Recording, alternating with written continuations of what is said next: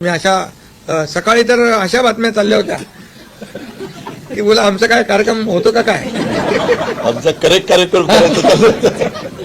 तर याच्यामध्ये खूप आपला ऐतिहासिक विजय झालेला आहे आणि त्यामुळे खऱ्या अर्थाने आमची जबाबदारी वाढलेली आहे.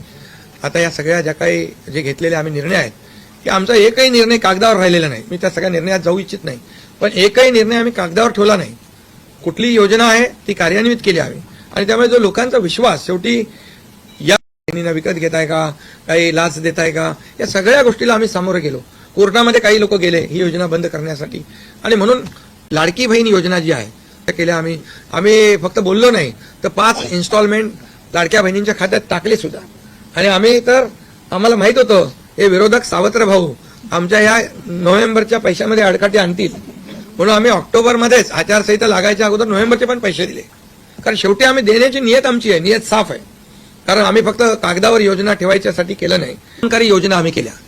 कल्याणकारी योजनेमध्ये लाडकी बहीण, मुख्यमंत्री लाडकी बहीण योजना, त्यानंतर मग लाडका भाऊ केला आम्ही, युवा प्रशिक्षण योजना केली, 3 गॅस सिलेंडर दिले, त्यानंतर वयोश्री योजना केली, शेतकऱ्यांची आम्ही योजना केली, शेतकऱ्यांना वीज बिल माफ केलं. या निवडणुकीत देखील कोण कुठल्या पक्षाचा, आता तुमचा कुठला पक्ष आहे तुमचा? राष्ट्रवादी.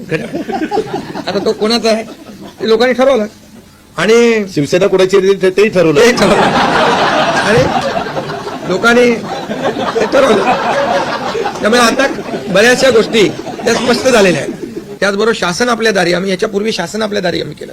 डायरेक्ट तेव्हाही योजना होत्या, पूर्वी लाभही होते, सगळं होतं, परंतु लोक कंटाळून त्या योजनांचा लाभ घेण्यापासून वंचित राहत होते. आम्ही 5 कोटी लोकांना त्याचा लाभ दिला, शासन आपल्या दारी. आणि आपल्या लाडकी बहीण योजना, यामुळे एकंदरीत लोकांनी विश्वास ठेवला की हे देणारं सरकार आहे, हे फक्त बोलणारं सरकार नाही आहे. आणि म्हणून देणारं सरकार आहे याच्यावर विश्वास ठेवला आणि कल्याणकारी योजना. ईवीएम का देखो, अभी झारखंड में है ईवीएम अच्छा है क्या? झारखंड में, कर्नाटक में ईवीएम अच्छा था. अभी वो लोग पहले जब जीतने के बाद बोलते ईवीएम अच्छा है, इलेक्शन कमिश्नर अच्छा है, वो लोग तो सुप्रीम कोर्ट तक तो उनको सलाह मशवरा देते हैं. उनको वो जो यंत्रणा उनके बाजू से, मतलब उनके फेवर में रिजल्ट आते अच्छी है. अभी तो वोटर लिस्ट पे भी उन्होंने ऑब्जेक्शन लिया था.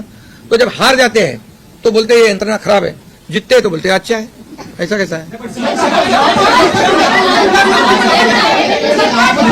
आणि त्यामुळे एकंदरीत या राज्यामध्ये सर्वसामान्यांचं सरकार सर्वसामान्यांसाठी काहीतरी करतंय ही भावना प्रत्येकाच्या मनामध्ये निर्माण झाली. आणि आम्ही म्हणालो कॉमन मॅन. आता कॉमन मॅनने आम्ही ठरवलंय की त्यांच्या जीवनामध्ये काही बदल घडवून चांगले दिवस आणून त्याला सुपरमॅन करायचं. पण त्यांनी आम्हाला या निवडणुकीत सुपरमॅन सारखं काम करून दाखवलं आणि एवढं भरभरून त्यांनी आशीर्वाद दिले की लोकांनी एवढंच आहे की यामध्ये बऱ्याचशा गोष्टी स्पष्ट झाल्या. लोकांनी कल्याणाचं आणि विकासाचं राजकारण स्वीकारलं. लोकांनी सुडाचं, आरोपाचं, द्वेषाचं राजकारण झिडकारलं. आणि म्हणून 2 निवडणुका, ज्या लोकसभेमध्ये पण आणि लोकसभेत फेक नरेटिव्ह वगैरे सगळं केलं, काय केलं, संविधान बदलणार वगैरे, सगळ्या जातीमध्ये भीती निर्माण केली, प्रत्येकाला घाबरवलं. तरी सुद्धा एवढं होऊन पण प्रधानमंत्रीपदी मोदी साहेबच बसले. आता ते म्हणाले जनतेच्या दरबारात जाऊ, आम्ही जनतेच्या दरबारात जाऊ. लोकसभेच्या वेळेस पण गेले, पण शेवटी एवढं करून, एवढे सगळं खोटं नाटं सांगून, लोकांना घाबरवून पण प्रधानमंत्रीपदी शेवटी मोदी साहेब बसले. आणि आताही म्हणाले आम्ही जनतेच्या दरबारात जाऊ. आता जनतेने त्यांना जो काय मॅन्डेट द्यायचा तो दिलेला आहे आणि त्यामुळे जनतेने पूर्णपणे विकासाला आणि कल्याणकारी योजनांना स्वीकारलेला आहे. यामध्ये लोक रोज, आमचं सरकार स्थापन झाल्यापासून रोज सरकार पडणार, रोज आम्हाला 3-4 शब्द ठेवले होते त्यांनी. ते शब्द तुम्हाला माहित आहे, मी ते परत त्याचा उच्चार करू इच्छित नाही. पण 4था शब्द होता का? नाही. पण आम्ही त्याला आरोपाने उत्तर नाही दिलं. आम्ही कामातून उत्तर दिलं त्याला. आणि कामातून उत्तर दिलं आणि ते काम लोकांना भावलं की बाबा हे काम करणारे लोक आहेत आणि काम सर्वसामान्य लोक आहेत. मी स्वतःला काय समजायचो, सीएम म्हणजे चीफ मिनिस्टर, मी म्हणायचो कॉमन मॅन आहे. आता कॉमन मॅन मध्ये मी जायचो.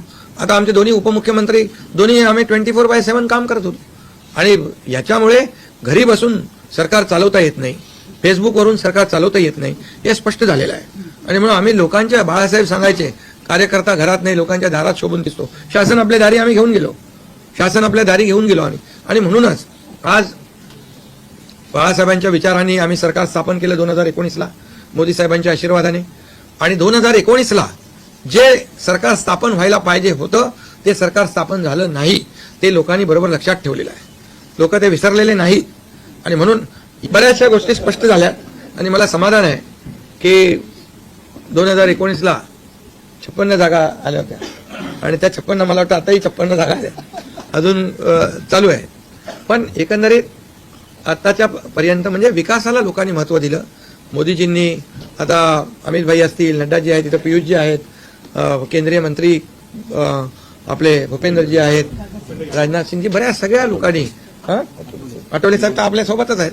आठवले साहेब सोबत 100%. तर एकंदरीत आपण सगळ्यांनी या निवडणुकीमध्ये एकत्र येऊन काम केलं. आता एकत्र येऊन काम केलं, आता त्याच्यामध्ये काही लोकांनी म्हणा त्याचा अर्थ वेगवेगळा काढला. मोदी साहेब म्हणाले एकत्र या, विकासासाठी एकत्र या. आता लोकांना आवाहन केलं, जसं आम्ही काय त्याच्यामध्ये जातीपाती धर्माचा उल्लेख केला नाही, पण मतदानासाठी एकत्र या, विकासासाठी एकत्र या राज्याला पुढे घेऊन जाण्यासाठी एकत्र या असं आवाहन करणं काय चुकीचं आहे. आणि लोकांनी ते एकत्र येऊन एकजुटीचं दर्शन या निवडणुकीमध्ये घडवलं. शेतकऱ्यांचं जे किती 7.5 HP 3, 5, 7.5 हा 3, 5, 7.5 आणि त्या पंपाचं वीज बिल माफ केलं. शेतकऱ्यांना आम्ही 2.5 वर्षामध्ये 2.25 वर्षामध्ये आतापर्यंतच्या इतिहासामध्ये जेवढा मोबदला दिला नव्हता 15,000 कोटी रुपये तो दिला. त्यांच्या योजनांसाठी 45,000 कोटी रुपये.